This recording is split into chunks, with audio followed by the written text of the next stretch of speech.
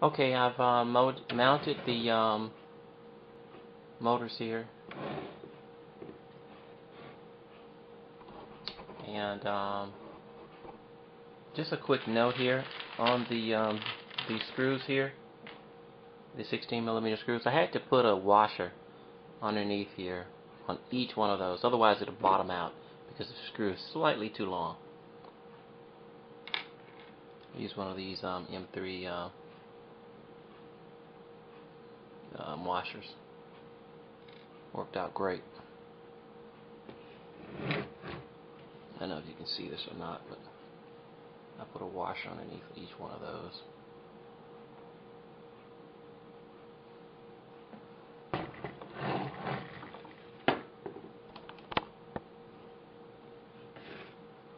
Okay, now I'm going to put this one of these on each one.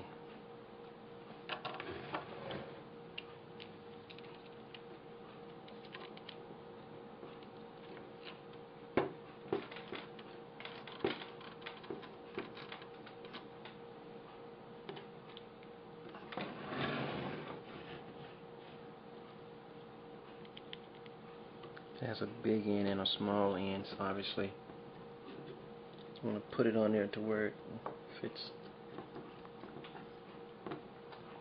Now I'm personally just pushing all the way up, making sure it's all the way up, and then we're going to look at it there. Let's just take a look at it, see how it looks.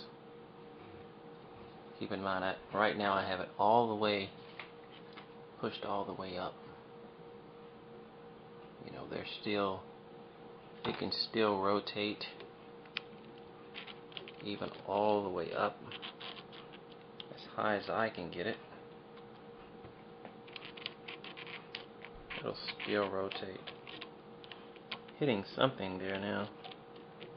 No, that's just the motor. Okay. So the other side, all the way up.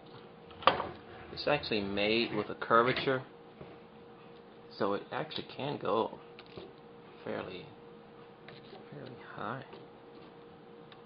That's just all the way up.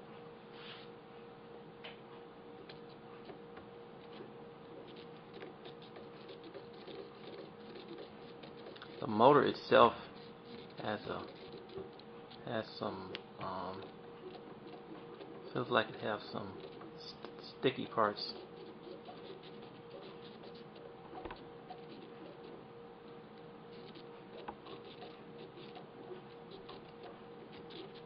Oh well. Maybe I'll read something in the instructions to tell me how high to make these.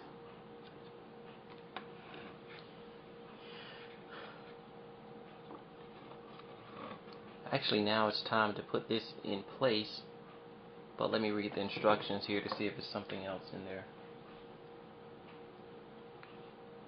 Let's see what we got here. Loosen the clamps holding the Z smooth rods and lift these up out of the way. Place the Z motors onto the Z motor mounts and lift a coupling to each polytube covering motor shaft, and I've done so. As you can see here, these rods here are up out of the way on either side. Right here, sticking up quite high there. And so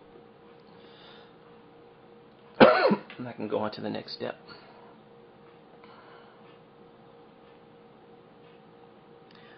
Tighten the top two coupling screws enough to hold the coupling in place, then screw the M5 threaded rods into the bottom of the coupling.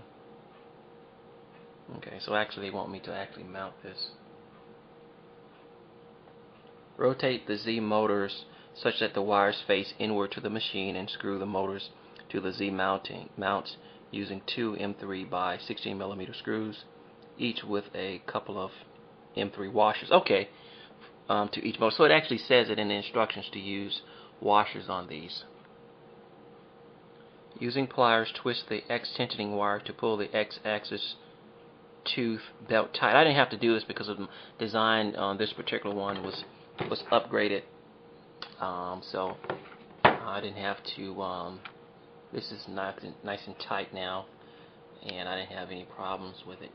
You can almost see how it fits up in there. If I wanted to make that tighter, I could, you know, but it's I don't want to make it too tight. I pulled on it and got it taut, so there's still just a little bit of play, I guess. We'll see. So now let's mount this. Only thing left to do now is just put this in place, and I can't do that. And let's see if I can do this here.